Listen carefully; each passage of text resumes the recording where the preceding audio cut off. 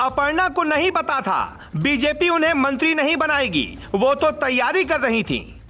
अपर्णा का भगवा रंग का कपड़ा भी तैयार था, कोरोना टेस्ट भी करवा चुकी थी। आखिरी वक्त में बीजेपी ने क्यों बदला अपना फैसला, अब अपर्णा का क्या होगा? अपर्णा के समर्थकों का सिर्फ एक सवाल है, योगी सरकार में उन्हें मंत्री नहीं बनाना पार्टी का फैसला है या फिर बीजेपी अपर्णा के लिए कुछ बड़ा करने जा रही है? क्योंकि बीजेपी में जो आया वो मंत्री ऐसे ही नहीं बना। कुछ समय बाद जब उसे पद मिलता है तो सब हैरान हो जाते हैं। क्या अपर्णा यादव के साथ भी कुछ ऐसा होने वाला है? अंदर ऐसी कौन सी कहानी बनी कि अपर्णा यादव का सिक्का उछला लेकिन किस्मत नहीं चमकी? हम आपको हर सवाल का जवाब देने जा रहे हैं। कुछ लोग दावा कर रहे हैं कि अपर्णा यादव को कहीं और लगाया जाएगा, जबकि सच ये है कि योगी आदित्यनाथ को छोड़ दें तो अपर्णा यादव को लेकर पार्टी के ही कुछ लोग नहीं चाहते थे कि वो मंत्री बने। योगी की लिस्ट में पहले दिन से अपर्णा का नाम था।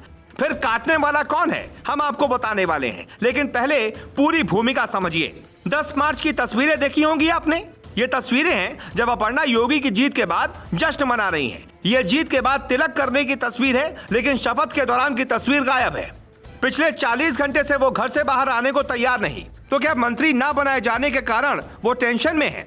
हमारे संवाददाता शिवम श्रीवास्तव ने लाख कोशिश की कि एक बार अपर्णा यादव अपने समर्थकों को बताएं कि आखिरकार हुआ क्या, लेकिन बंद दरवाजे की बहुत कहानी है। बिष्ट भी काफी उत्साहित थी कि उनको मंत्री पद या योगी मंत्रिमंडल में जगह मिलेगी, और यही नहीं, उन्होंने आरटीपीसीआर टेस्ट तक करवा लिया था। परसों उनका आरटीपीसीआर टेस्ट हुआ था। जीत के बाद से योगी आदित्यनाथ से अपर्णा यादव की सबसे ज्यादा मुलाकात हुई। अपर्णा यादव कई बार मुख्यमंत्री आवास भी गईं, परिवार के साथ भी मिली, लेकिन उन्हें मंत्री नहीं बनाया गया।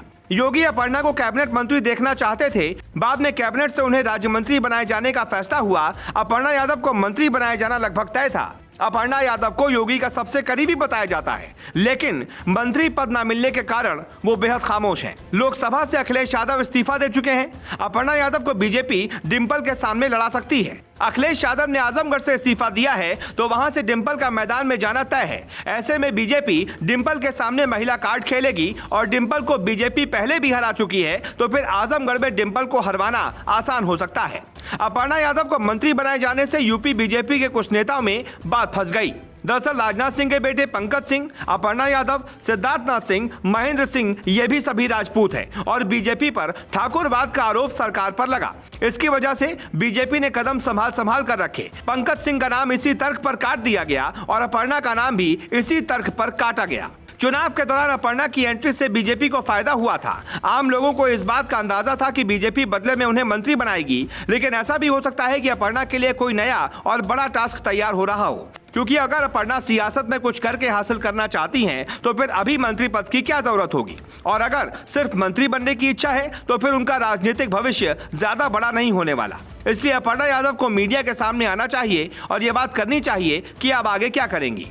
अपर्णा यादव का शेरनी वाला बयान तो आपने सुना ही होगा। आपको याद होगा, चुनाव के बाद अपर्णा यादव का आभार व्यक्त करने के लिए योगी ने खुद उन्हें मिलने बुलाया था।